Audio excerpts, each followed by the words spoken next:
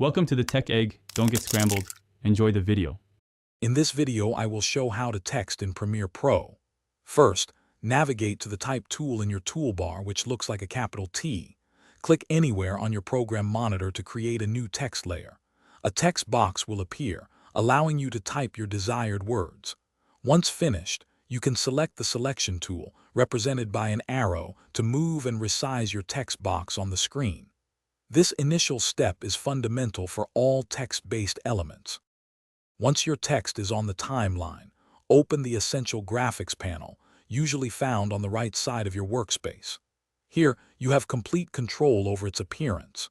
You can choose from hundreds of fonts, adjust the size to fit your design, and select any color using the color picker. Experiment with alignment, tracking, and leading to refine spacing.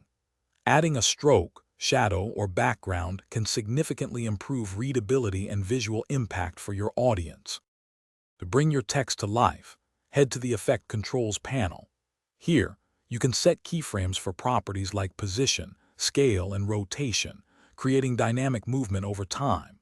For example, you might have text slide in from the left or grow from a small size. Adjusting opacity allows for smooth fade-in and fade-out transitions.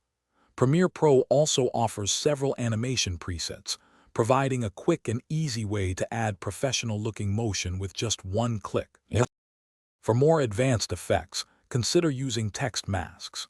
This technique allows you to reveal text through another shape or video, creating a visually engaging effect. The responsive design time feature is incredibly useful for automatically adjusting text duration when you change the length of your sequence. Finally, creating and saving text templates ensures consistent branding and saves valuable time across multiple projects, maintaining a professional and cohesive look throughout your work. Thanks for watching. Consider subscribing if I helped unscramble your problems.